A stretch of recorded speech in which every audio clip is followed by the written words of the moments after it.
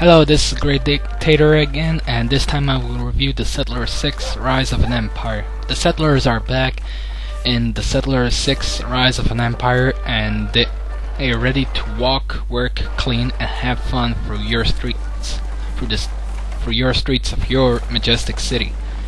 The story in short handles from a small kingdom that rises to an empire, but a guy called the Red Prince won't make it easy. I assume that you're the Blue Prince since your guys are blue, and that was the short version, and I'm sure you ain't playing the game that much for its story. The gameplay is at its heart loyal to the Settlers franchise, and that is build, expand, grow, and collect. But this part of the series has a cartoonish look that adds to the charm.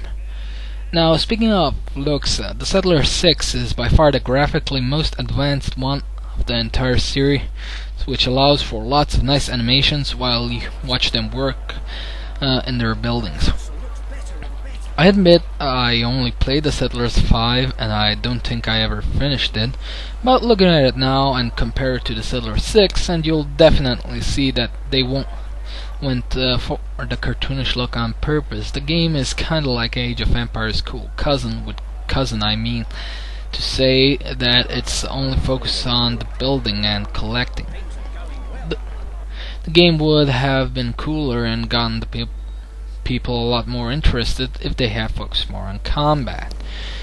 Now, the overall combat is quick and simple. You have only two classes, the swordsman and the bowman, and it mostly comes down to what city has the best reputation and pays its troops the best, and of course numbers.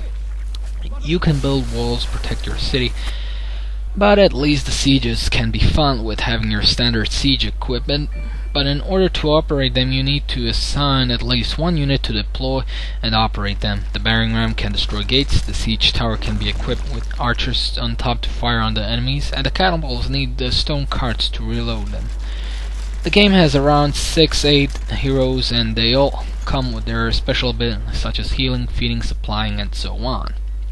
Different animations on each building will make your city come even more to life. Now you don't just have the urban areas, you can also have some farmland with wheat farms, dairy farms, sheep farms, and so on. The game's 4 different climate zones will force the player to adapt to the harsh environments. The first one has 3 different climate zones: mild, normal weather, hot weather, mainland desert areas, and cold with blizzards and cold terrain. The 4th one is in the mission pad you can get at the Ubisoft store. You will have to look for fertile land before you can build farms and all that. And there will be some bandits with who you will have to deal with from time to time. The game is fun and has a certain charm to it. The game can only be made more fun if you, like me, enjoy to make cities and detail as well. Several details have been added to make the game more detailed.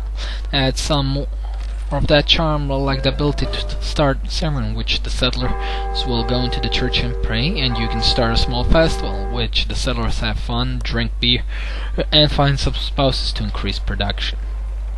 Overall, the Settlers 6 Rise of an Empire isn't a perfect game, but it's fun, especially if you like to build your own little medieval cities. This last part now will show you how a city develops over a little time. This was Greatdictator, and have fun. Till next time.